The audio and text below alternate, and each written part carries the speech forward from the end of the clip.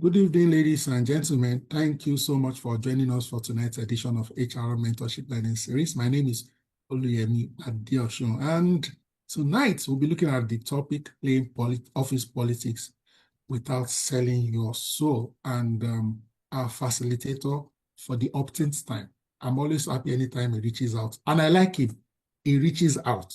He loves to share knowledge, and as soon as he has something to share, he looks for the earliest convenient window on his tight calendar to bring it to our doorstep. And his name is Patrick Umo-Adesong, and he is going to be facilitating. Notwithstanding, I would still like to read a brief profile of his, just in case somebody on this call or somebody watching this video is just getting to meet this pleasant professional personality, Patrick, for the first time. Patrick is a transformative business leader and people manager with over 15 years, progressive and versatile experience, serving across non-profit, manufacturing, real estate, financial services, hospitality, oil and gas, as well as successful delivery of public sector people-related projects. His experience covers provisions of leadership over people and culture, business strategy, operations management, data analytics, and strategic project implementation. Allow me to also add office politics. That's not in the official. He's an alumnus of Rome Business School, where he bagged his Masters of Science in International Human Resource Management. He also holds an LLB in law, which means he's a lawyer, from Lagos State University, which is about the best school in law in Nigeria, about at least top two, I can say that without blinking. All right. He's currently serving as the Group Head Human Resources at the Romulus Group, where he oversees the people and corporate services function for the group, whilst providing shared service support within the organization's ecosystem. In addition to his professional endeavors, Patrick is a passionate career coach. He is the host of Career Compass, a weekly career development radio show where it offers insights to support professionals achieve career growth and thrive in today's reality of work life. He is also a seasoned speaker on several other platforms, of course, including HR Mentorship. Let me just mention Patrick. Since we don't have opportunity to talk to each other, we always catch up in live programs. That's the reality of people like us. But I'd like to say very quickly here that you may not know that that's your radio shows, those short clips. There's almost hardly any platform I belong to that people have not shared it. And I'm not talking about HR platforms. I mean platforms of academics, lecturers. Wow. And I'm not joking. I am not, in my mind, I'm like, that's my guy, that's my guy. And I'm not doing office politics right now because somebody Oluyemi is already, no, Patrick is my guy any day. Our history is enough for the rest of our life. So we don't need to suck up to each other. Ladies and gentlemen, speaking tonight on the topic, playing office politics without selling your soul. Let's welcome Patrick Umo. You have the floor, sir. Wow, thank you very much, my friend and brother, Dr. Yemi. It's a pleasure to be here. I see quite a number of friendly faces as participants attending. I'm in the presence of, friends. I see quite a number. Permit me if I'm not able to say hello to everybody all at the same time. But today we're talking about a very germane and important topic, playing office politics without selling your soul. This has become quite a germane topic for conversation because I talked about this on the radio show, and sharing the material gathered a lot of comments, feedback, and engagement. And then I just said, look, you know what? It's time we have a full-fledged conversation to bed this issue properly. And I'm going to kick off with two very important sayings. Ignoring office politics doesn't keep you out of the drama. It actually makes you the target. And by HBR said, if you don't do politics, politics will do you. Before we went live, myself and Dr. Yemi were discussing, and like I said to him, this is a topic that I caught on to it much later in my career, and I wish I had, it's something I wish I knew earlier on. It's something I wish I paid attention to earlier on. And and as we progress in the conversation, I'll share some of the mistakes I made early in my career. Maybe early in my career, I focused so much on acquiring the technical skills required to be, a rock star HR professional.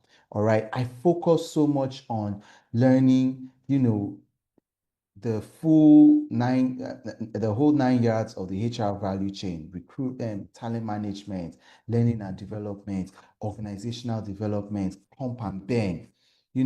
I focus so much on the technical part of things that I forgot the soft side. And, I missed out quite a number of opportunities because of my ignorance. And it is my hope and prayer this evening that, somebody in the audience would learn from the mistakes I made and become smart and savvy at the subtle game of office politics. All right. And of course, not just in learning the games, the rules of the game of playing office politics, but would be able to play the game without selling your soul. Over the short span of my career, which is still ongoing, by the way, I have seen many players in the game. I've seen people come into the game ignorant like I was. I've seen people, come in very savvy, but they pay the ultimate price as well because, how will I put it? They take the game too far. They play the game without abiding by rules of engagement. All right. Even if two, even when two countries are engaging in hostilities, there are international rules of engagement, even in conflicts. All right. So even while we're playing the game of office politics, there are lines we shouldn't cross. There are red lines that we should never cross. We should play the game. We should learn, first of all, learn to play the game. All right. And it would be a win if not only are we aware of how to play the game, but we all are aware that we can play the game within ethical boundaries, within ethical lines that we do not cross, so that we maintain our souls intact and we don't get lost in the game. Because I've also seen people, make sacrifices they shouldn't make all in the name of playing office politics. All right. So today we'll cover what is office politics itself. All right. What are the key dynamics that influence how office politics influence workplace decisions? Okay. Obviously, we will learn how to navigate political environments with authenticity and professionalism. All right. I will share practical strategies so that we can build influence, manage conflict, and stay informed, all while maintaining a very strong ethical compass. You'll notice that I keep on emphasizing our moral compass or our ethical compass in the in the wake of playing office politics. Please let us always be aware of what our ethical and moral compass are, what those lines that we would never cross are. All right. So let's dive into it. Many people have given a negative connotation to the word office politics. Okay. And it's not by no fault of theirs, because many people that end up playing the game of office politics end up playing the game dirty. It's punctuated by lots of gossip, favoritism, backstabbing, manipulation. So many people think that this is actually what office politics is all about. But I'll start this by saying this.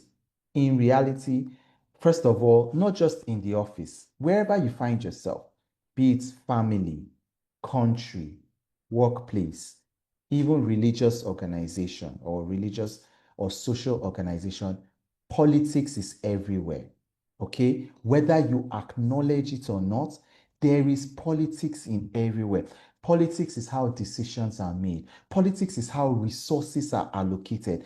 Politics is how, I think that's the best word. Politics is the process of deciding how resources are allocated. And if you are not politically savvy, you find yourself always on the short end of the broomstick. Okay. It's all about those informal networks that influence building strategic relationships that ultimately shape how decisions are made, who gets heard, and how resources are allocated at the end of the day. So rather than viewing politics as a game for the manipulative people, we should reframe office politics as a necessary career skill, all right? One that, when practiced ethically, would help you build trust, foster collaboration, advance your goals without compromising your integrity. All right. So, office politics, like I said earlier on, in every organization, so you have your formal organization, right? And then behind the scene, every organization has an informal organization. You know, um, there's this saying when we were young, when I used to attend fellowship, when I was young. After fellowship, there's what we call fellowship after fellowship. All right. There's that fellowship after fellowship. There's the workplace behind the workplace. All right. The workplace is made up of people, human beings, those relationships, those alliances, those, those, yes, those alliances that are forged and how they now impact the workplace. That is politics. Okay. So for those who are savvy about it, it would encompass the strategies people use to position themselves, all right, to navigate the official organizational structures to achieve their personal and professional goals. All right. Somebody is asking, what fellowship did I attend? FECA. Did I attend FECA? I visited FECA, but I wasn't really a core member of FECA. But yes, maybe what I said, fellowship after fellowship, resonates with somebody that attended FECA. All right, so I would state this: office politics is inevitable. All right. I dare say, even in heaven, amongst the angels, there's politics going on. All right. So it exists in every organization. I mean, whether big, whether small, whether PLC, limited liability, Emeka and Sons Limited, whatever kind, whether not for profit, public, private, there is politics there. All right. But I will say this: it's not about manipulation or favoritism. It's about the relationship currency and what you call influence capital. Okay. So why does office politics matter? Like I said, I didn't get this early in my career. Early in my career, I thought, oh, just learn your job, do your job.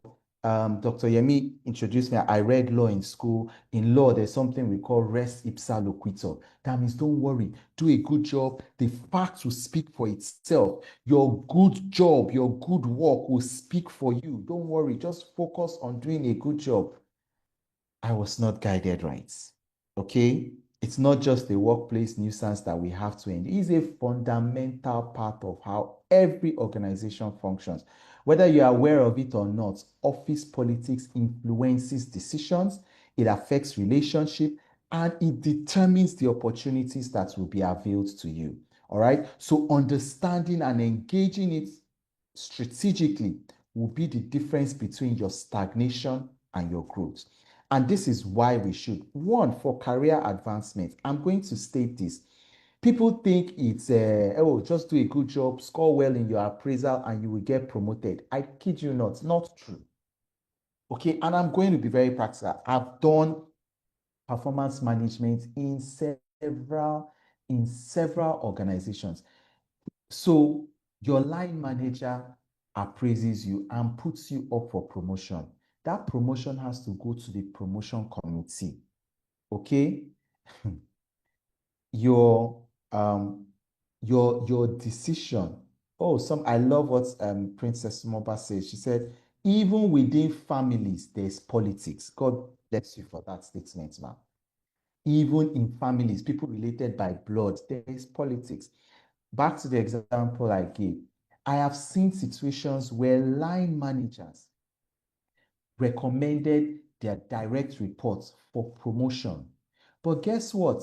Because that person who was recommended for promotion was not visible to the members of the promotion committee, guess what? Those promotions were stepped down. So let's say 20 people have been put up for promotion, and the promotion committee says, you know what? It may not be, if there's no promotion, there's what you call the EXCO or whatever committee is responsible for approving promotion. And then EXCO says we can only promote 15. Who would people promote? 20 people met the criteria for promotion, 20 people were put up for promotion, only 15 can be promoted. What will happen? So I'll tell you this, people do not support who is right, people support who they like. I repeat, people don't support who is right, they support whom they like. So I'll give a personal example. There was a time in my career, my line manager put me up for promotion, gave me stellar recommendations. Guess what? My line manager supervisor, right? Okay, my supervising line manager specifically said, Patrick, if you are so much of a rock star, how come you are not visible to me? I was hurt by that statement. So I was like, I don't report to you. The person I report to has spoken for my work, has put me up for promotion, but yet my supervising line manager said to me, Patrick, you are not visible. I'm so sorry. If you were that good, you should have been visible to me. Unfortunately for me, then, I was visible only to my line manager. Only my line manager saw my work. Only my line manager could attest to the quality of my work. Because I lacked personal visibility, my promotion was stepped down, sadly. That year, I didn't get the promotion. Of course, I got another blessing, in another way. But it was a bitter pill for me to swallow. All right. So if you want to advance in your career, you need to be visible. You need relationships. You need people. And myself and Dr. Yemi were speaking. He said, what's the difference between a godfather and a sponsor? You need a sponsor, a powerful enough sponsor who can speak for you in rooms where your voice cannot be heard. This is achieved through some level of politicking. All right? Strategic relationship building, positioning yourself. It plays a critical role in how you're perceived and rewarded. Those who understand the political landscape will align themselves with the key stakeholders, will align themselves with the people who can speak in those rooms where you are not privy to. Okay? And they will be elevated. Look, I'll tell you this, hard work is essential. Very, very essential. I'm not underplaying it. But hard work alone is not enough. You need to be seen, you need to be heard, you need to be connected for your career to move forward. I repeat, if you are relying on only your hard work alone, you will be frustrated. I'm very passionate, and because this was a personal lesson I learned. It is not enough. You must be seen, you must be heard, and you must be connected. All right? Office politics is important for collaboration. It helps you understand interpersonal dynamics, the team alliance, and the informal influencers. All right? This awareness will help you navigate group interactions more smoothly, resolve conflicts, and build the right coalition. All right? I remember one time in the office, there was somebody who was a very powerful influencer in the organization, and, we crossed paths. Look, we had to meet outside the office. I remember I bought a bottle of Glenfiddich 17 years for this person, just so that there will be peace. Because this person was a powerful voice. I understood that this person, even though by rank and file, if I may put it that way, I was in a more senior position than that person. By grade level, I was more senior, head of HR. This person was not on my grade level, but this person was much more influential than I was. This person had the ears of certain decision makers in the organization. I had to sue for peace. I extended an olive branch. It was part of the politics. And to make sure that we were fully settled, we met outside the office, met somewhere. Once the person accepted my bottle of whiskey, we were good. We were good. End of hostilities. I found out that my initiatives were no longer shut down before they could reach cruise altitude. Okay? My initiatives and proposals were no longer shot out of the sky. All right. There was much better collaboration. You achieve your goals better, whether you are driving a project, pitching an idea, leading a change, it often is hinged on your ability to influence others. All right. This is where before you make your proposal, you have already shared your idea with the key decision makers. All right. So I give a practical example. There's this committee meeting that I present to sometimes on a quarterly basis. Before my committee meeting, I know all my committee members, all right? Is a committee of the board. I am already making sure I am familiar with them. In fact, there was one particular committee meeting where I was summoned into the meeting impromptu. But it so happened that the chairman of that committee is somebody who was an ally to me. I had built emotional and social capital with this person. So even though I was summoned into that meeting without any form of preparation to answer a query that was raised and concerned HR, next thing the company secretary just dialed me into the meeting and said my attention is needed urgently. Of course, I answered the questions and the queries of the committee members, but the chairperson of that committee could, hello? All right. The chairperson of that committee could have investigated deeper if he chose to, or could have laid the matter to rest. And the person chose to immediately lay the matter to rest, and called me up after the meeting for an in-depth explanation, which I gave. That was as a result of a relationship that I had nurtured with that person. All right. So if you think, oh yeah, you can coast by without playing this game of office politics, you're going to get your fingers burnt. Of course, there's a personal reputation and resilience. Okay, engaging ethically in office politics builds your reputation as a thoughtful, strategic, and trustworthy professional. Do you know that I'm going to give this example? There were two scenarios in a company, right? Where two people committed the same infraction, all right? Same infraction committed by two people. The same two people were brought by the same constitution of a disciplinary committee, all right? One of them left the disciplinary committee with a slap on the wrist, a warning. Other person left the disciplinary committee hearing with a suspension without pay.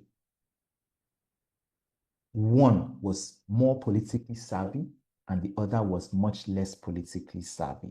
In fact, one of them nearly lost their job because there was no voice to speak for them. I'm telling you that office politics goes as so far depth, is so deep that you could literally get away, not that I support it, but you could get away with daylight robbery. All right? Your hands caught in the cookie jar, but because you are politically savvy, you can actually find out that the rules apply to they say there's equality before the law, but not everybody is equal in the eyes of the law. Okay, I have seen this play out. Not that I think it's good, but I'm just telling you that that is the reality. Okay, so there are four major elements of office politics. One, influence, right? Influence is the ability to shape decisions, perceptions, and outcomes often without formal authority. You know, as HR professionals, we are very familiar with bullying, harassment. But do you know that there are cases of what we call reverse bullying? Okay, reverse bullying is a situation where you have a subordinate that is more powerful or more influential than the line manager. And you find out that that subordinate is using their influence to bully and harass the line manager, and there is little the line manager can do. Why? Because that subordinate is even more influential than the line manager. I kid you not, I've seen cases where cleaners, I'm talking of a cleaner, office cleaner, has been so powerful that nobody could sack that cleaner.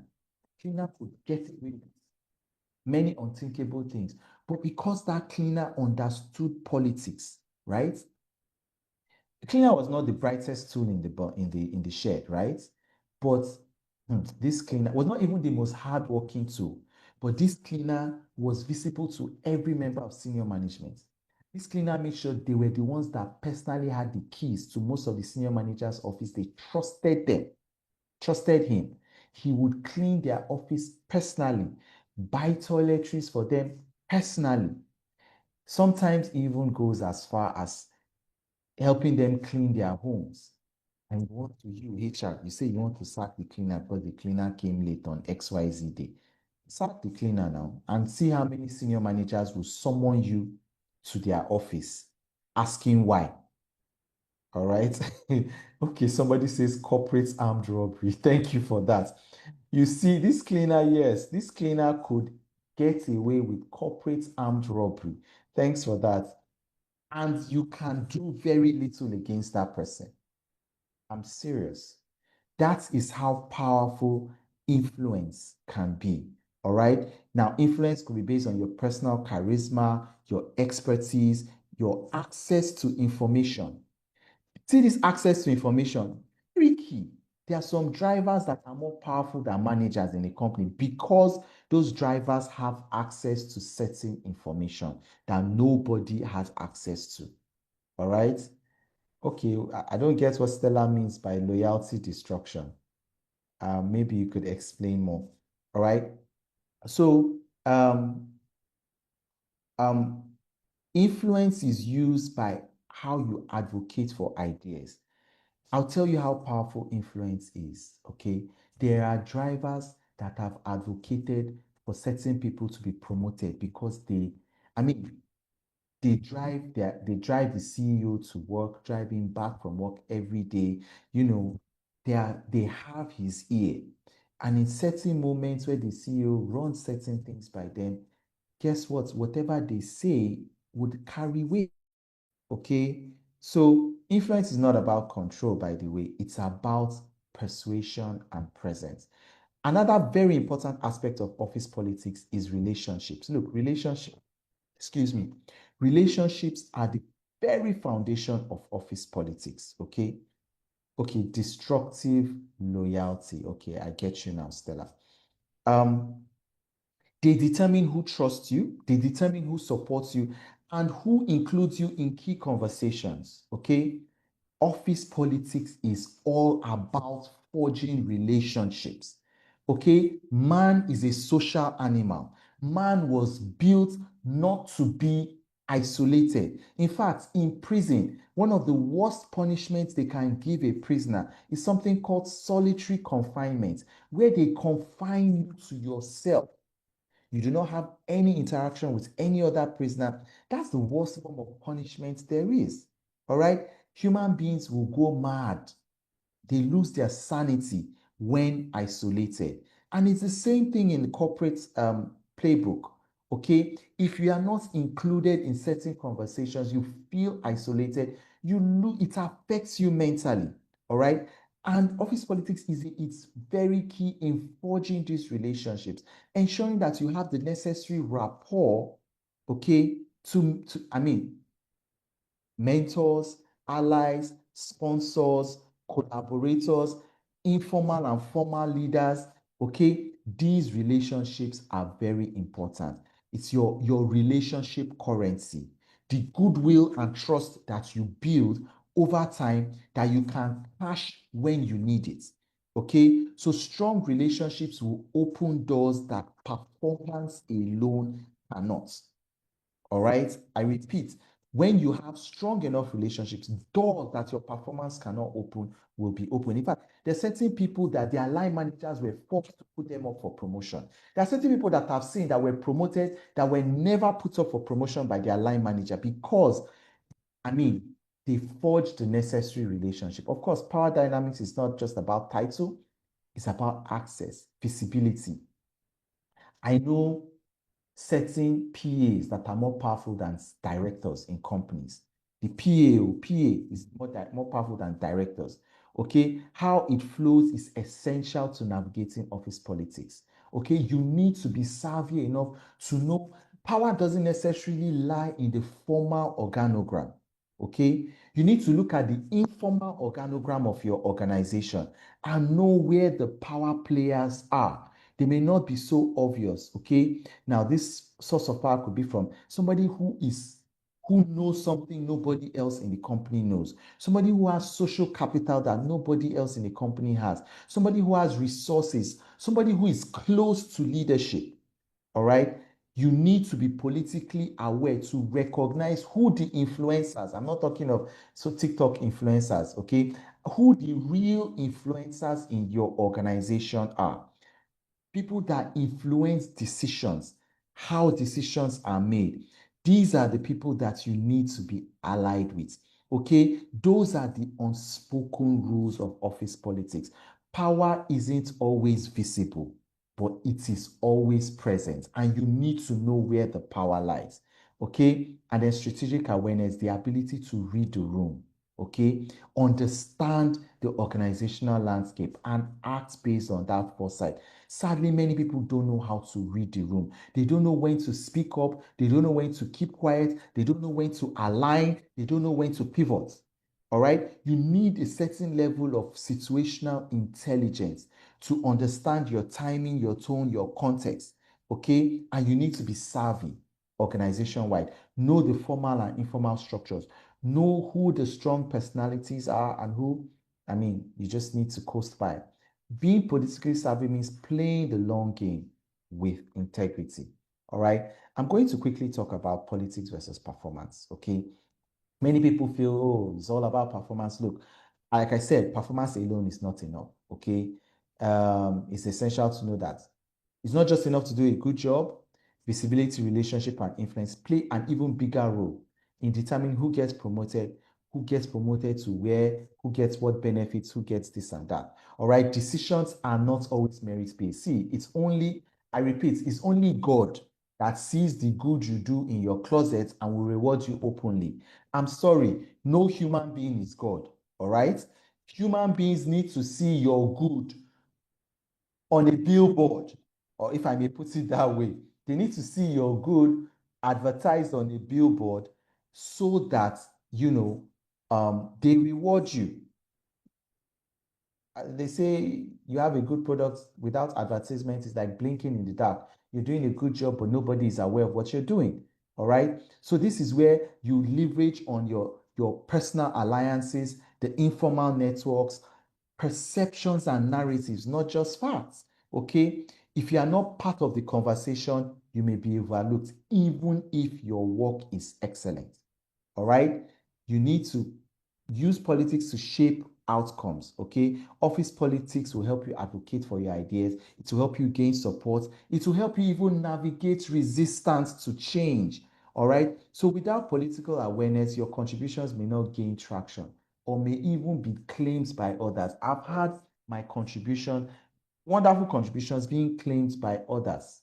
People literally plagiarized my idea. In fact, there was a day I developed a policy, a HR policy, right?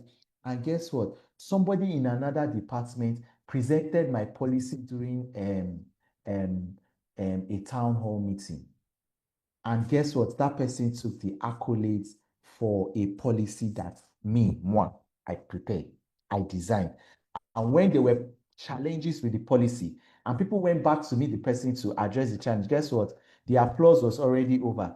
The person quickly directed them to HR and said, why don't you meet HR to help you resolve these challenges that you're experiencing with the policy? But guess what?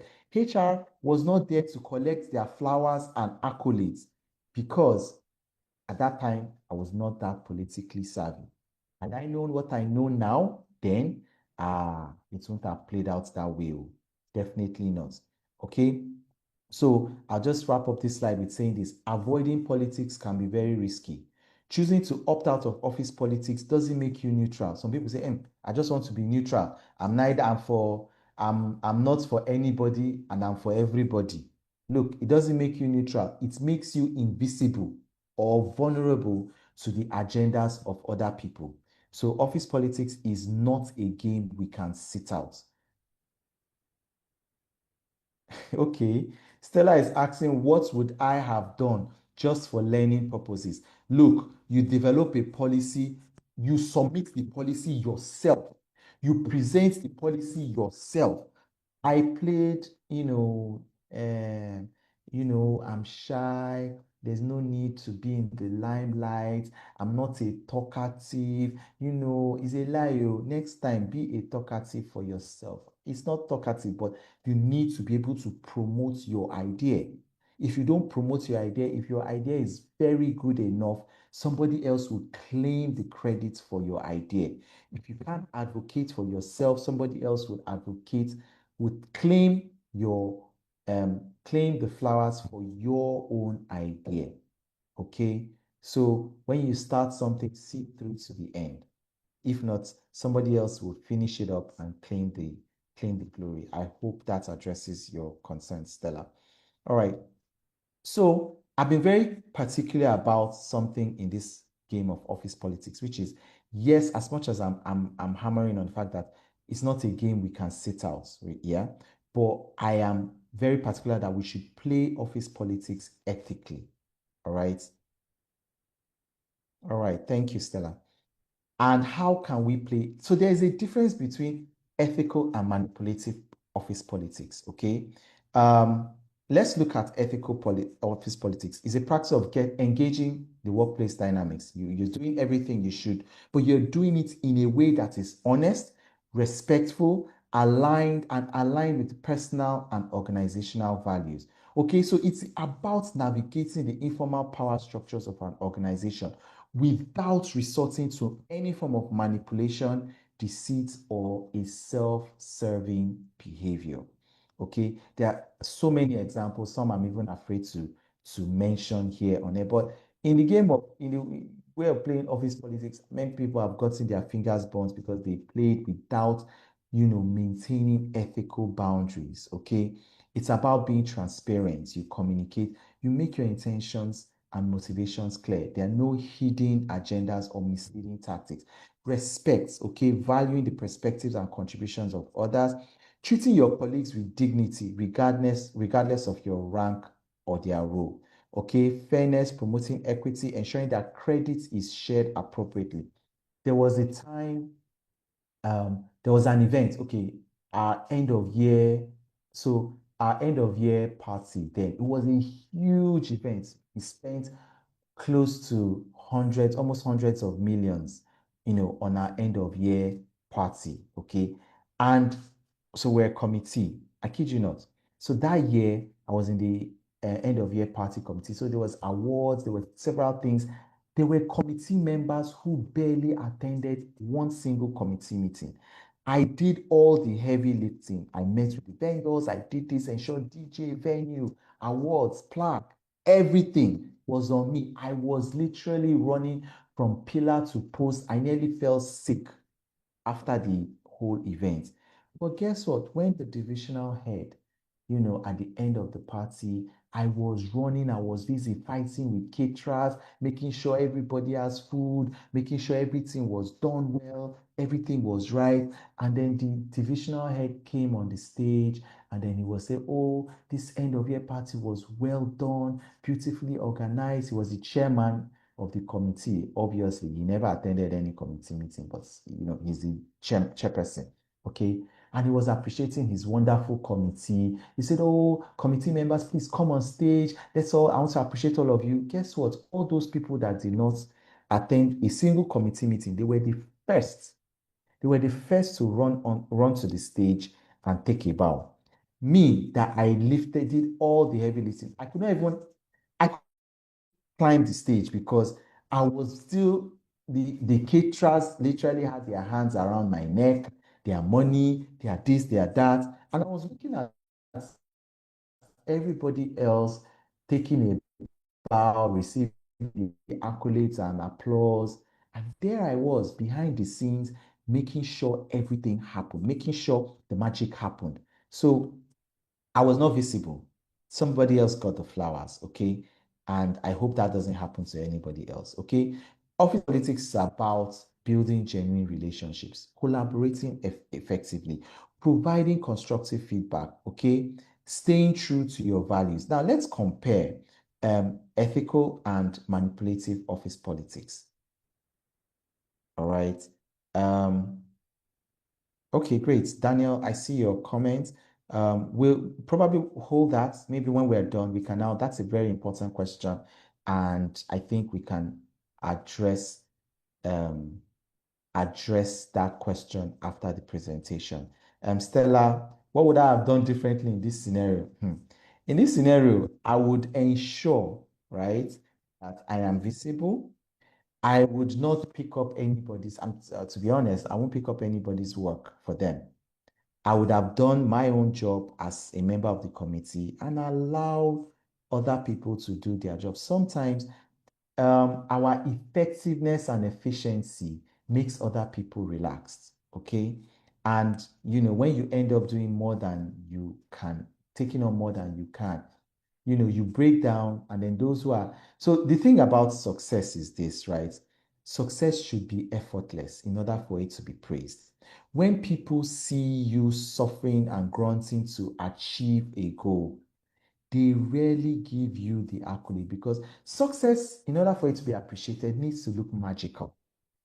Okay, so I'll give you this piece of advice, Stella. Don't let people see you putting in the time. Okay, let them see the results. Make the results seem magical. Okay, but let them not see you burning the midnight oil. If they see you burning the midnight oil in the exam hall, you didn't do something right. Okay, for your results to be appreciated, they must always seem magical. I don't know if I'm able to explain it fully under this short time, but I hope that helps, Stella. All right, so these are the major things that differentiate between ethical and manipulative politics. All right. Okay. All right. Thank you, Stella. What if they are drawing you back? Okay. Hold that question. Emma, we'll treat it once we are done with the presentation. It's a long conversation that will take me in a different direction. All right. So ethical and manipulative politics, there are certain things that differentiate it. So one, the intention of ethical politics is to achieve a positive outcome, not just for yourself, for your team and your organization. Manipulative office politics, you're using that to gain an advantage, sometimes often at the expense of others. Okay. Now, in terms of methods, right? Ethical politics will focus on building genuine relationships, being transparent in your communication, collaborating, and will be based on mutual respect. However, manipulative politics will be punctuated by gossiping, taking credit for other people's work, undermining your colleagues, and forming exclusive cliques. Okay? Values in ethical politics will be based on integrity, fairness, respect, but the values in manipulative politics will be self-interest, deceit, favoritism, and opportunism. The impact on the team for ethical politics is that it strengthens trust, morale, and collaboration, while manipulative politics breeds mistrust, conflict, and division. Um, in the long term, ethical politics builds a strong reputation and sustainable influence. Manipulative office politics may achieve short-term gains, but in the long term, your credibility and relationships will be damaged. So the question now, how can you authentically build relationships or network without seeming like you're ass kissing, bootlicking, or playing office politics manipulatively? And here are some tips that would help. All right. First of all, you must be genuinely curious. Okay. Instead of trying to flatter people, um, um, hey, Oga, you are good, you are this, be genuinely curious, ask genuine questions, okay? People appreciate if you are genuinely interested in them rather than just being flattered, okay? That's, to me, flattery without context, or without what's the word? Flattery without uh gosh, the word just left me. But unearned flattery is manipulation, okay? When you just give flattery that is not really earned, you're being manipulative, okay? So that is not politics, okay? People appreciate genuine interest. When you're showing genuine interest in them, you're better off at scoring points and building social capital with them than when you're just, people can sense if you're being manipulative. Maybe not in the short term, but over time they would sense it, okay? I'd say this: offer value, okay? Networking works when you bring something to the table, okay? It's not just about what you can get. You should be asking, what can you also give? Can you offer help on a project? You connect, when you connect with people, you're not just connecting with people that you can benefit from. When connecting with people, even though you stand to benefit something, make sure you are bringing value to the table. Be a resource, okay? And build credibility by being a resource to that person, okay? A common mistake: don't rush building relationships, okay? You know, it's just like you want to, pardon me to use this expression, you want to start a relationship with somebody you like. Don't rush the talking stage. The talking stage is a vital part of establishing whether there's a connect with you and this person, or establishing a genuine connection with the person, okay? So don't rush it. The strongest networks are built through consistent and respectful interactions, not just a one-off compliment or a quid pro quo favor, okay? You check in periodically, celebrate their win, be present in conversations, and don't make it seem transactional. People sense when you are coming close to them because of a benefit that you want from them, okay? Be yourself. Your authenticity is your magnet, okay? Let your real personality, your real value, your real passion for your work shine through. People are drawn to those who are real and not rehearsed. So, interestingly, I'm a bit of an introvert, right? And in my own, I'm not the kind of person who will come into a room and I walk the room, go around shaking everybody's hands, high-fiving everybody. I'm the kind of person who will come into a room, find a quiet corner, sit down, observe, okay? But I have learned in observing, I'm the kind of person that, rather than walking the room, high-fiving everybody, I may make 2 or 3 connections depending on how large the room is. But those 2 or 3 connections will end up being deep connections. That's the kind of person I am. That is my authentic self. Okay. But there are some people who would enter the room, the instant life of the party. Okay. They walk the room, they know how to connect with everybody at once. I have friends like that. And I've realized that that is not me. If I try it, I'll make a fool of myself. Okay. So, in establishing and building relationships, in playing the game of office politics, be your authentic self. Okay. Find mentors and allies. Seek out people who inspire you, whose values align with yours. A mentor, sponsor, whatever. Make sure mentor, sponsor, as Dr. Yemi said, godfather, godmother, you need them. You need those kind of alliances in order to thrive. Okay. Focus on shared goals. Look, Robert Greene said, don't appeal to people's emotion, appeal to their interests. Okay, you connect better with somebody when you appeal to something that interests them rather than you appealing to their sense of mercy. Oh, have mercy on me. Oh, help me. I need your help in this. That's not the way to build a relationship. Okay. Quickly, how do you now? It's important to stay informed what's going on in the organization, but I don't support being involved in gossip. Okay. So cultivate in order to stay involved without being carried into gossip here and there. You need to cultivate trusted relationships, right? Leverage on formal communication channels when you can. Ask questions, remain curious, stay engaged in team activities, use digital tools. I'm going to run over that now. Office politics is a delicate game. Sometimes you have people who will try to undermine you, okay? You have people who will try to do you dirty, as it's commonly called, right? When people try to do you dirty in this game of politics, I'd say this because it will happen. Okay, you are playing the game ethically, somebody is playing the game manipulatively and is trying to do you dirty. What do you do in such situation? One, document everything. Okay, communicate, challenge the person if you need to. Somebody is taking credit for your job. Somebody asked, I think it was Stella that asked that question.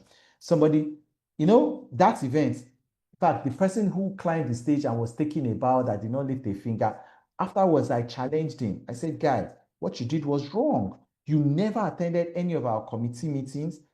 You did not contribute to this event or project. And then they are now calling us to appreciate us. And you were the first person to climb the stage. I called him out.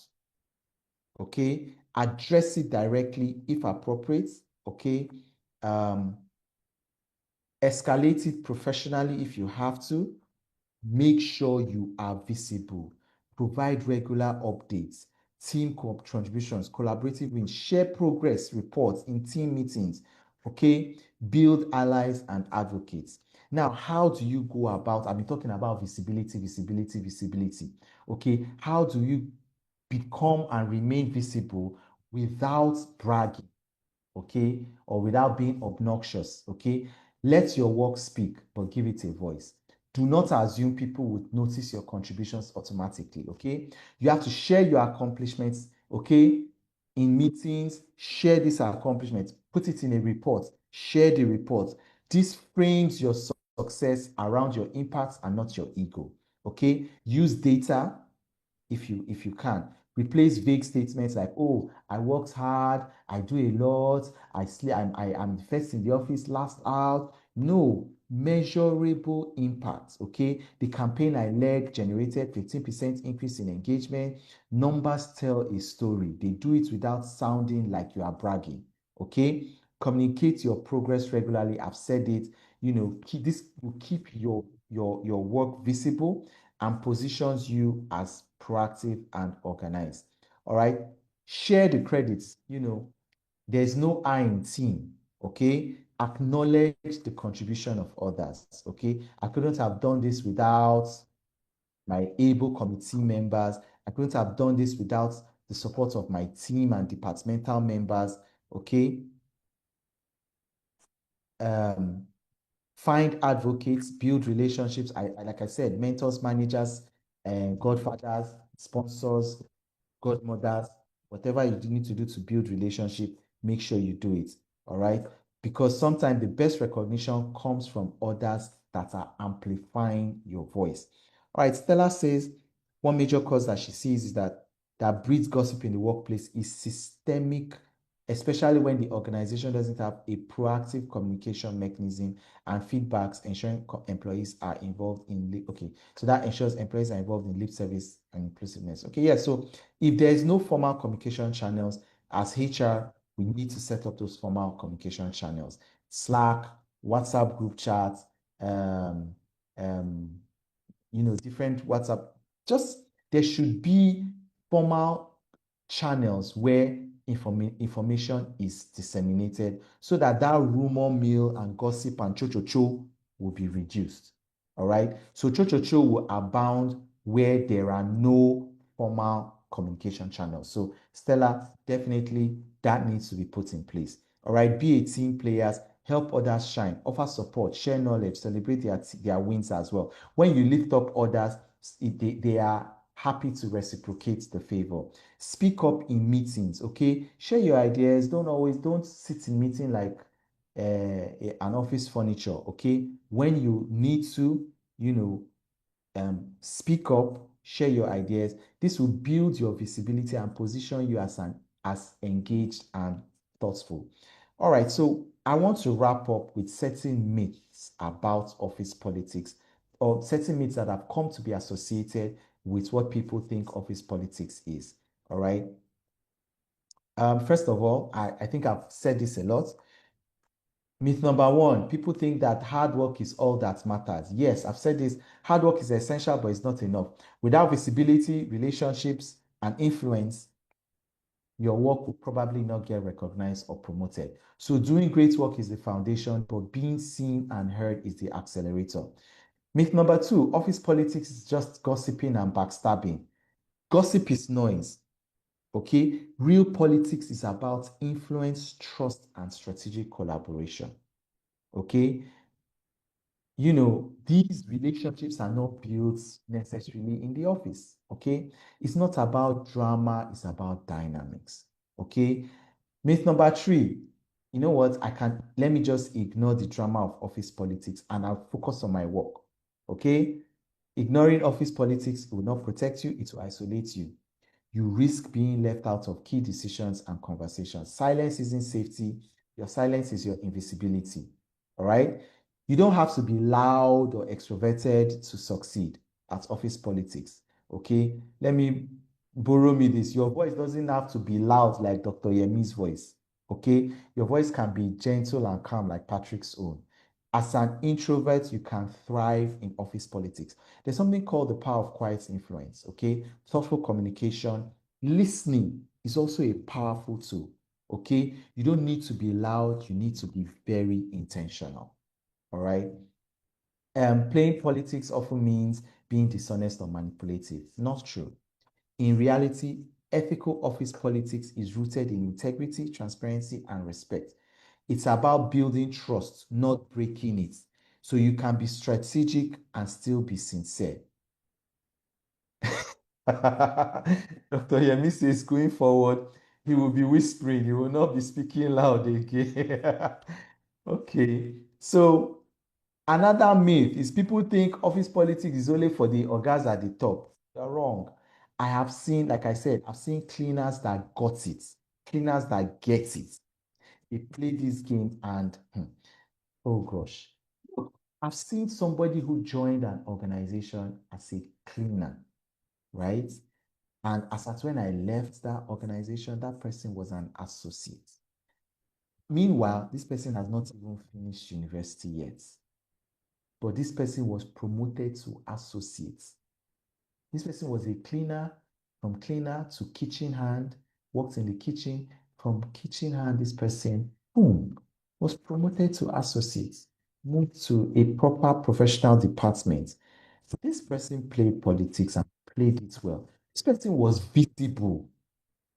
I'm telling you, just by being in the kitchen, this person made sure that all the senior managers, their coffee, their whatever, she was the one serving them. She was the one visible to them. She had their ear. She had the person that prepares your tea, your coffee every morning. You have to make that person happy. They made that person happy. I kid you not. So this person got the game, played the game, and got the reward for the game. As an undergraduate, this person was earning salaries that some graduates were not even earning at that point in time. All right, somebody said, Galaxy A12 says, I just heard my story here and learned how to handle, as well as understanding office politics is a tool in decision making in the workplace. All right, thank you, Galaxy A12. Okay, user just said she was positioned rightly. Yes, she was positioned very. You know what I said? Office politics is about visibility. Okay, you need to be visible. You cannot be invisible. You can't afford to be invisible. I love Jacob says You don't want to joke with someone who has access to your food. Of course not. Look, that job could have been delegated to anybody else. She did not delegate it though. She said this one, she will do it. She did it herself, made sure she did it, and she reaped the fruits of her labor. Okay? If I do a good job, people will automatically notice. You couldn't be so further from the truth. Recognition is not automatic, it is earned and often strategically positioned. You need to communicate your impact. Don't just do the work, show your value, show the workings, let everybody see. All right? Being politically savvy means compromising your values, not true. You can be politically aware and still act with integrity. Ethical politics is about influence with purpose. You don't have to play dirty, you just have to play smart. And on that note, I will just wrap up. I started with some quotes. I think I'll end with some quotes, okay? You don't need to gossip to stay informed. You just need to be intentional, connected, and curious, okay? Prioritize direct, high-quality sources of information. Like I said before, if you don't do politics, politics will do you, okay? Avoiding office politics is not a strategy, it's a risk. You don't need to suck up to build a strong network. You need to be curious, helpful, and authentic. All right. You don't have to brag to be recognized. You just need to be intentional, clear, collaborative in how you communicate your value. And finally, professionalism plus strategy equals protection plus progress. You don't need to retaliate. You need to be smart, visible, and supported. Ethical office politics is your toolkit for navigating these challenges with grace and strength. On this note, I would like to say thank you for your time. We can yield the floor to questions, comments, feedback. Over to you, Dr. Yemi.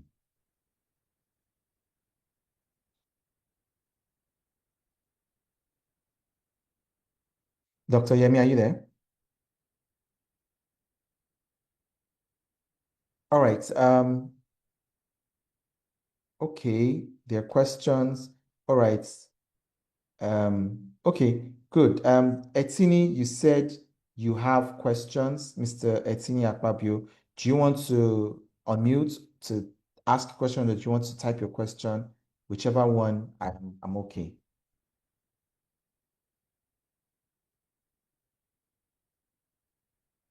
All right, thank you, Ekimini. All right, Etini, go ahead. Go ahead. Okay, good evening. So thank you very much for this very wonderful time, giving us insight into what office politics are and what they are not. So what I just want an advice on two things. My former organization, I was exposed to employee relations activities. I handle employee engagements. And because of that, I had this open door policy where employees could access me, communicate, and then confide in me on certain things. So I was that close, to employees, having related with them across board.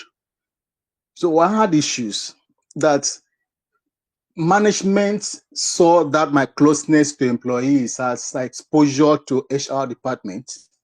And, for that reason, so many things or opportunities I had, promotion opportunities I had didn't come through.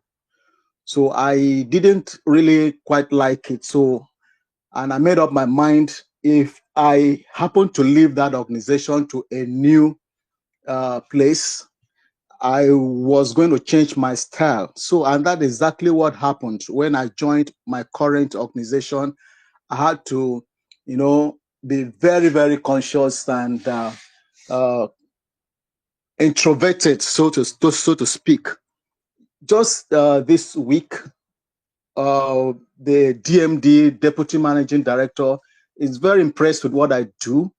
But he now came and said, if I don't get to understand what is happening in the organization, that I will not have the opportunity to grow, which is contrary to what happened in my previous place of work. So my question here is that which is the best, based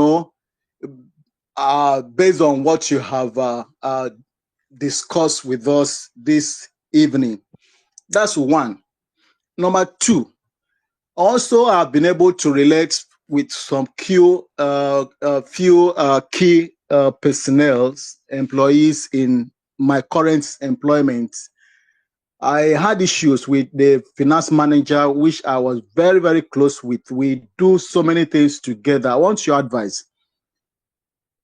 Just 2 weeks ago, I'm rounding up now. I want to nail it.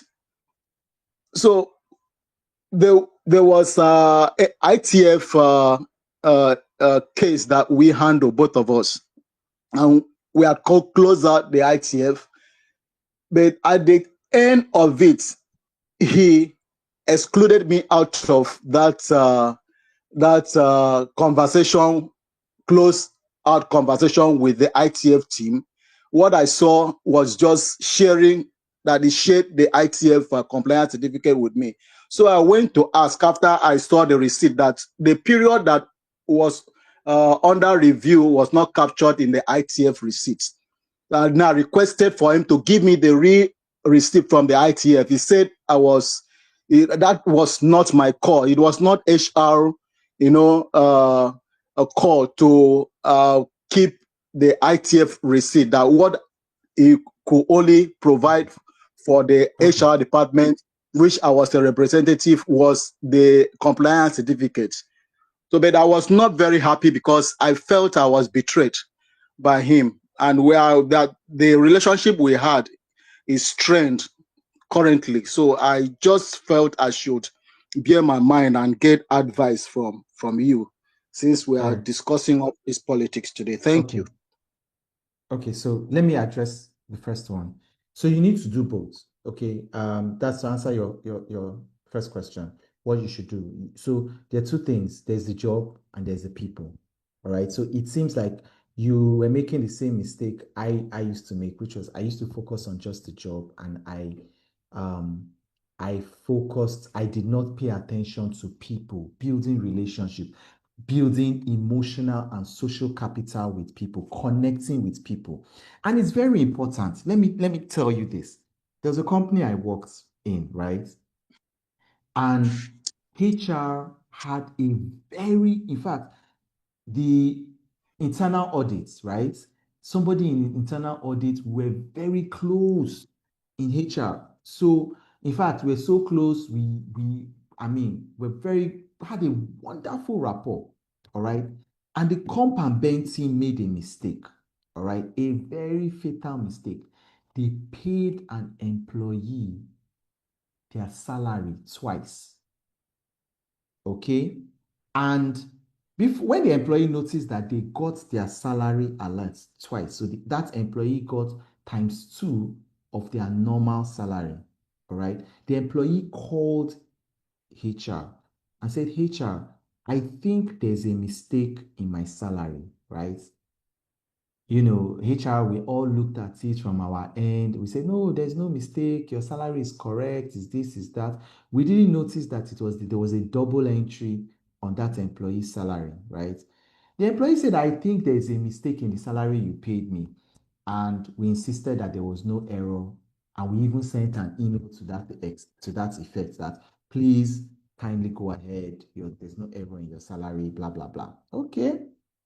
The employee has done their own needful.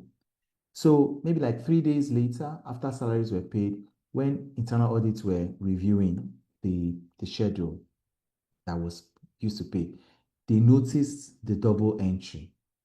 Now, based on the emotional and social capital we had with internal audit, they should have immediately flagged it. You know what audits did? They put a call through to HR. They said, oh guys, we noticed this error. We're going to give you 48 hours to rectify that error, or else we would have to make it official. Of course, somebody's head is going to roll, in the HR department if audits made it official. Now, audits never miss opportunity to shine. Their job is to catch errors. But because of the social capital we had with internal audits, they didn't use us to shine. They gave us a heads up. What did we do? We went to meet the staff. We begged and begged because the error was clearly from HR's fault. Okay. We begged the staff to refund the money. Eventually, the staff, in fact, it remains small. We nearly knelt down in the staff's office. Please, somebody's job is on the line. Okay.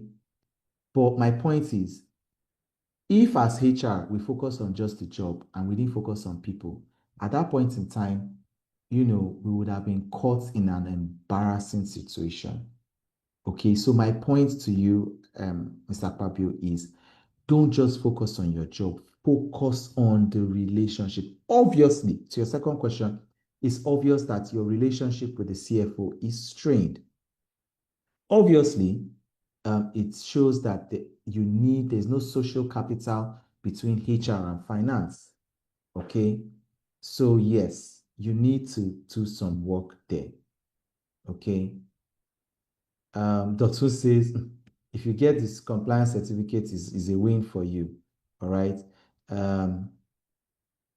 Jeremiah says, okay, he works on an idea, shared the idea with his unit head.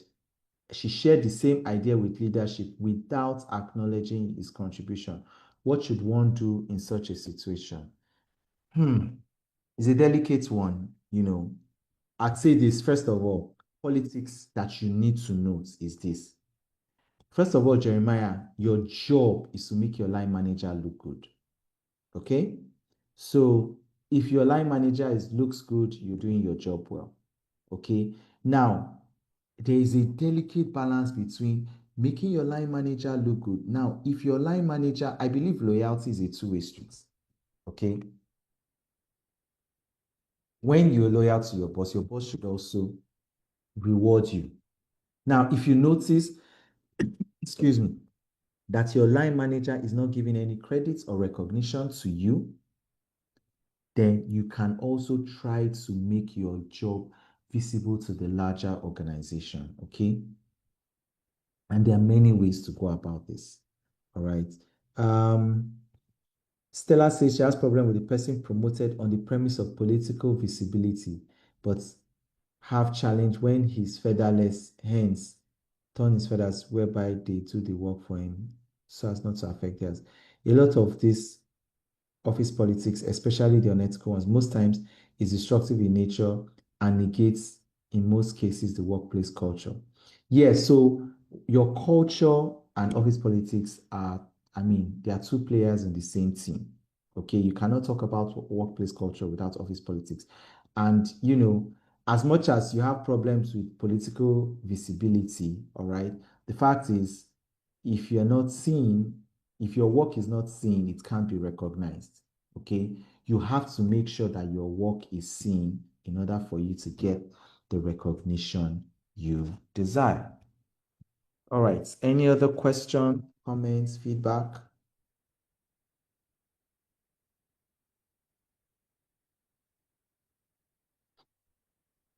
If you'd like to unmute yourself, you can raise your hand. Okay, great. In the absence, may I ask? Okay, go ahead. Go ahead. Okay, good evening, sir. Thank you for this opportunity. Just a quick one. So, I've been hearing what you're saying. Thank you about that. My question is this: you have a line manager who felt that you were a threat to him. Despite all the things you mentioned we should have done, I did it. But because I was new to the organization and this person has been there for nine years, according to. Sorry about the noise.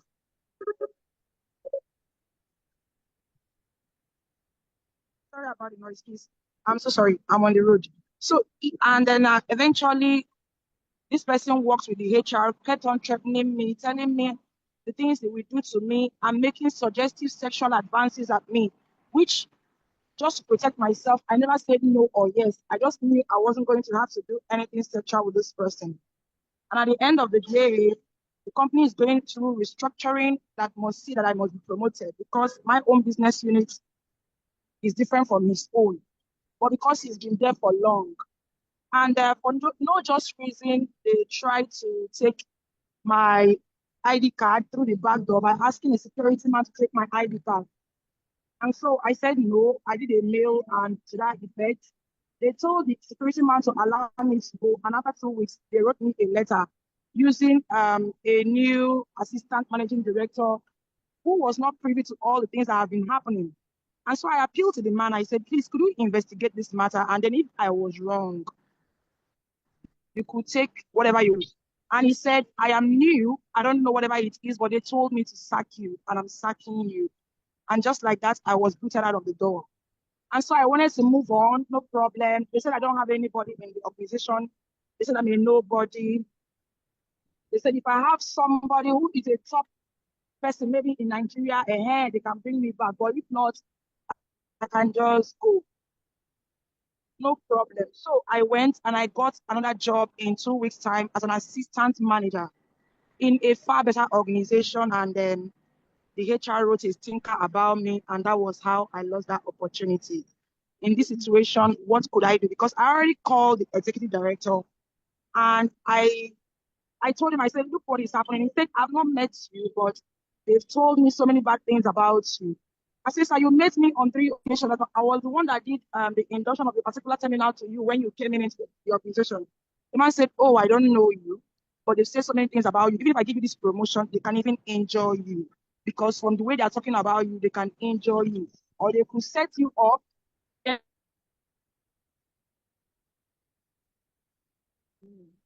So that's just it. Thank you. So sorry about the noise. Please forgive. All right.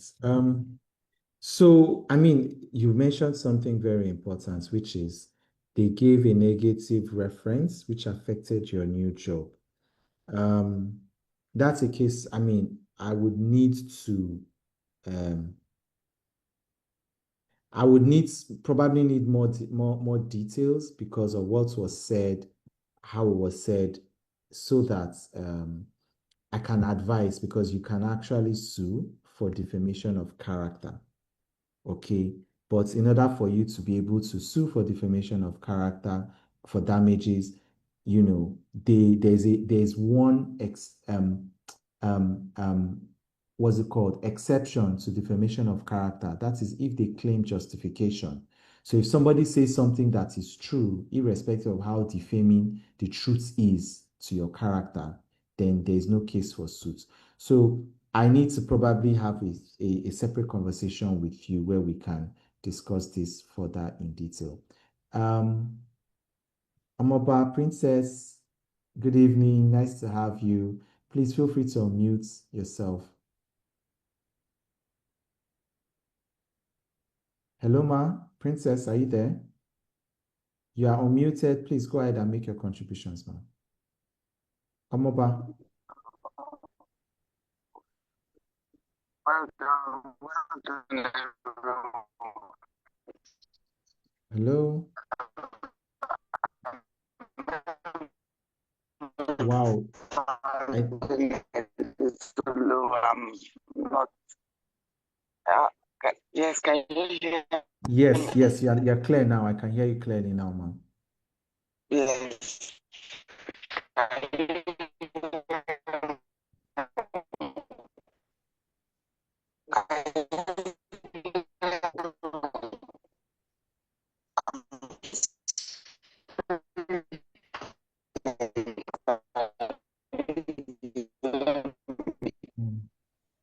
Wow, I'm finding it difficult to hear you, Ma.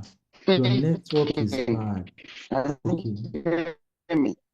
Okay, I can hear you now clearly. Hear me? I don't know what's going on. Okay, you are clear now. You're very I don't know audible what's now. going on. I'm speaking. Hello. Yes, I can hear you clearly. Okay. I just wanted to.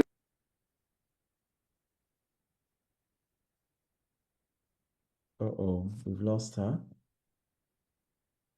Wow. Okay, we've lost Princess. Eme, please go ahead. Your hand is raised. Joy is next. All right, thank you so much. Good evening once again. It was a very insightful session. I really learned a lot. But one of the questions asked, in which I asked earlier on in the maybe the mess in the chat box, you during the course of your presentation, you mentioned that you talked about people don't going all out to do people's job, just focus on your job and you shouldn't stress yourself and all. And one of the questions I asked in the chat box was, what if they're actually drawing you back? Because I can imagine you doing all these things.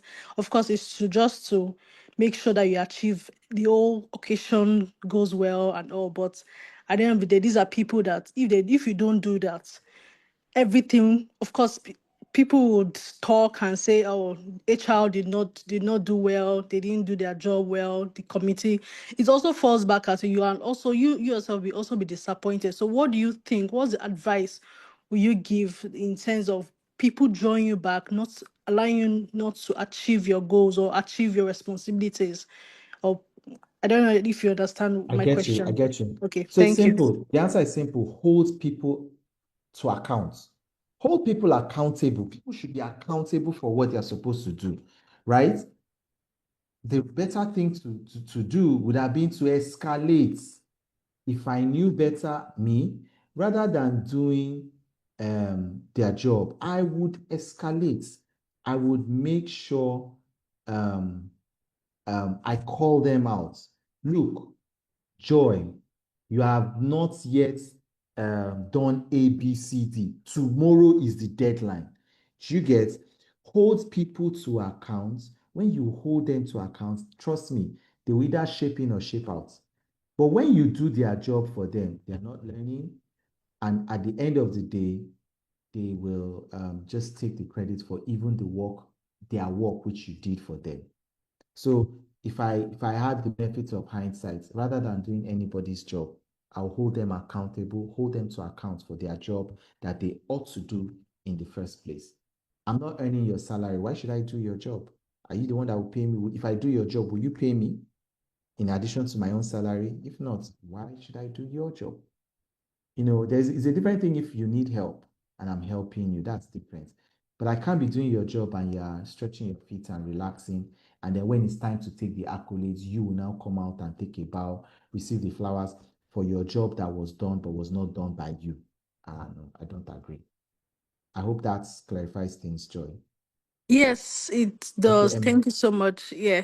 So I want to also ask on that question because of when you spoke. So what if that for you mentioned that okay, you have to take accountability for your work and everything. So what if that when maybe their work is affecting your without their own will I say contributions, you cannot you go can't do for yours. yeah, you That's can't why I do say yours. escalate. But See, some, look, okay, Amen. some Hold employees on, they hold on, don't Amen. answer you. Hold on, hold on, hold on. Look, nice. You are not being paid to be nice. You are being paid to deliver results or give excuses. Okay, excuses don't get the job done. If I were you and somebody is delaying my job, I would scream fire on the mountain. Okay. Yes, they say the baby that cries loudest is the one that gets attention. Cry, cry, scream foul. Something is wrong here. Eme is not doing her job. Without Eme, I cannot do mine. Start shouting from now. Look, they will sit up. I'm telling you, I've seen it happen too many times. But when you keep quiet, they get away with what did somebody call corporate robbery? They get away with corporate robbery. All right. All right. Thank you so much. You're welcome. Joy, over to you. Okay, good evening, everyone. Good evening, Mr. Patrick. Thank you for your message. Although I came in a bit late, I just got in from work. Okay, my question or what I have to say is in a situation where where I had a direct I have the direct line to the managing director and then there is someone at the middle, a lady who, I report directly to the managing director, but she wants me to report to her.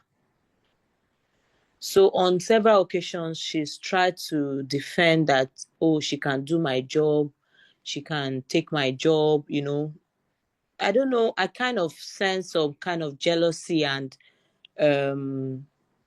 how will I put it? Like she's having, like we are in competition, and then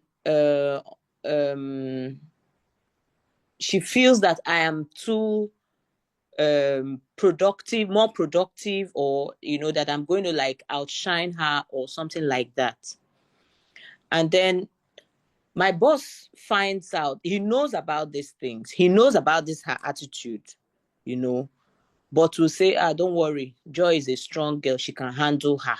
She can handle it. She can deal with it. People have even mentioned it and say, sir, this rivalry or this discord that is going on between these two people, why don't you talk about it? But he's been quiet about it. And, it's kind of making me not to put in my best. Like, okay, let me leave her to go ahead and do what she needs to do. Let her be doing it, that kind of a thing.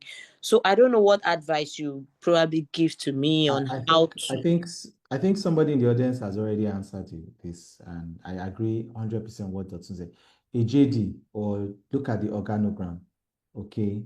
So in terms of reporting line, just pull out the organogram. You report to the MD, you don't report to this person. So any instruction to change your reporting line should go through the appropriate channels, okay? When you hide the truth, show them the JD, show them the organogram.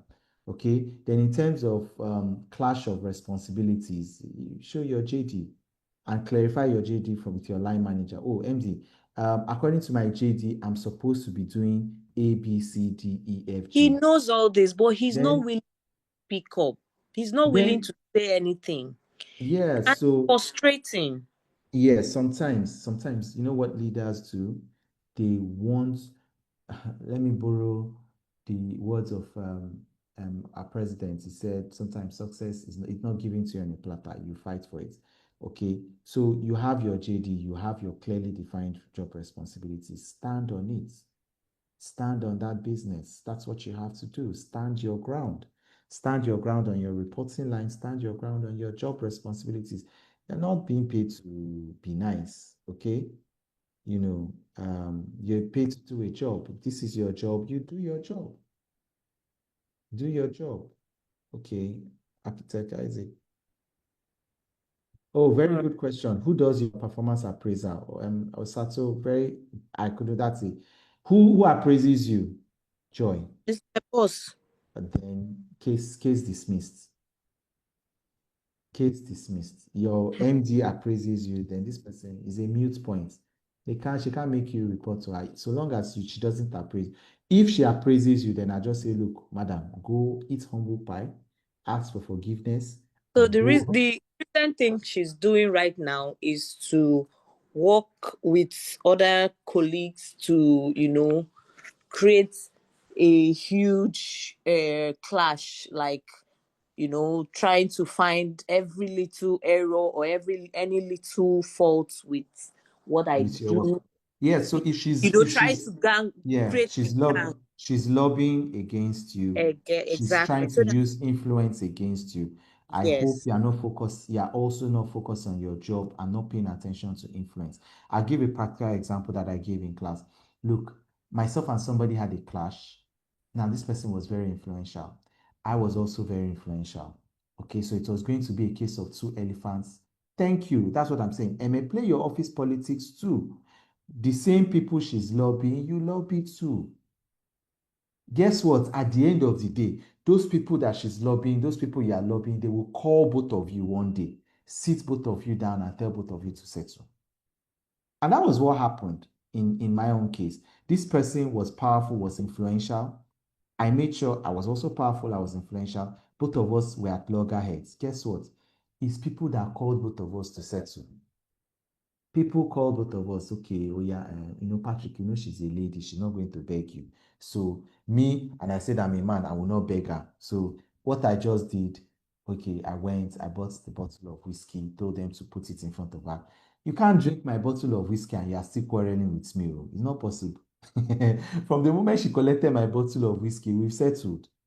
Okay, so I love what Osato says. Do your best, go out of your way, make genuine friendship with those same people that she's using against you. All right. Princess says, stand your ground, be bold. Be bold enough to call her out wherever possible. Just ensure to document everything too.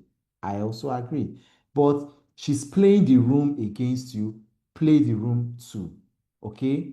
The same people she's lobbying against you, I suggest you lobby them too as well. They will call you, they will call her at a point, they will call both of you, okay, and ask both of you to sort it out. Or they will even turn to peacemakers, okay? So don't stand alone. If you stand alone, you risk being isolated.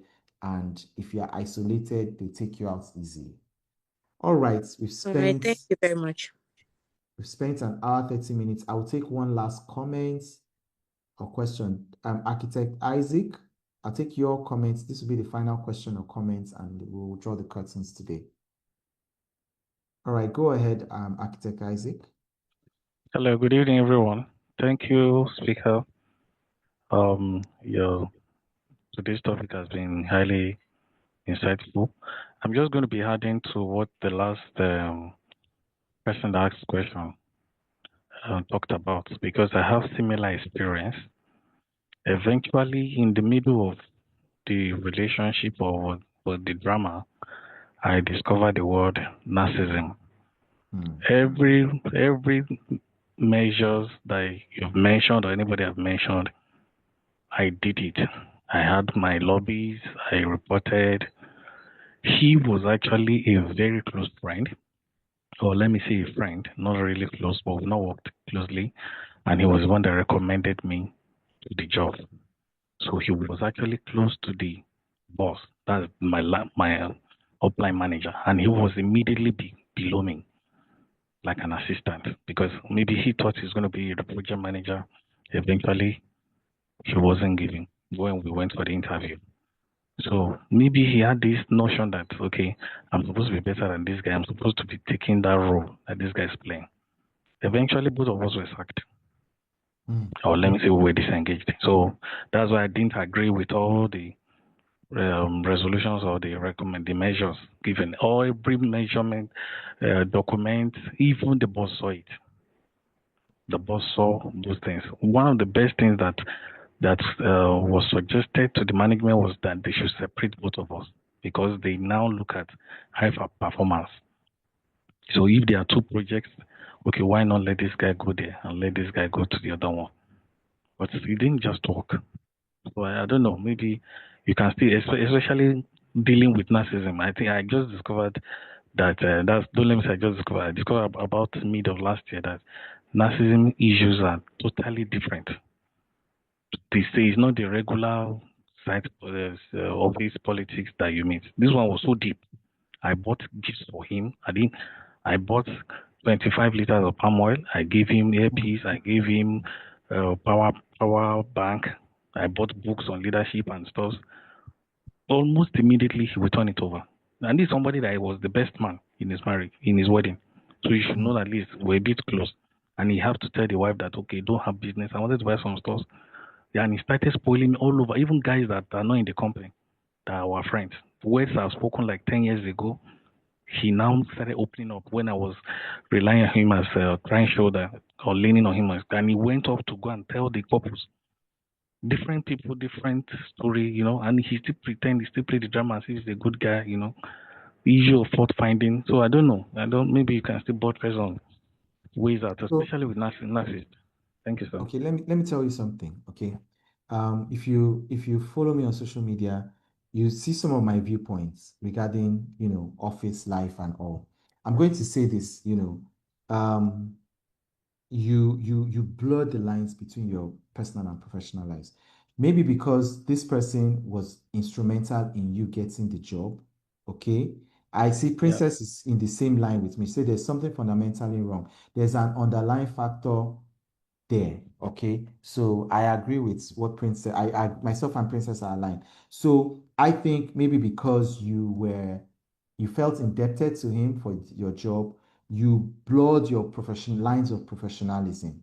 Okay, something is wrong in this relationship, and that cannot be dealt with here. Maybe we could talk later offline, but I'd say this: when you're at work, no matter what, never fail to be professional. Okay.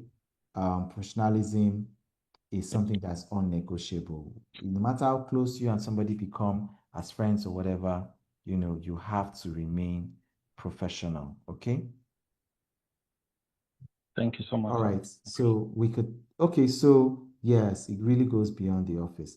All right. We've spent well over an hour, 30 minutes. It's been a wonderful conversation. If you want to reach out and connect with me, I'm Patrick UMO on all social media platforms. I'm literally Facebook, Instagram, TikTok, LinkedIn, X.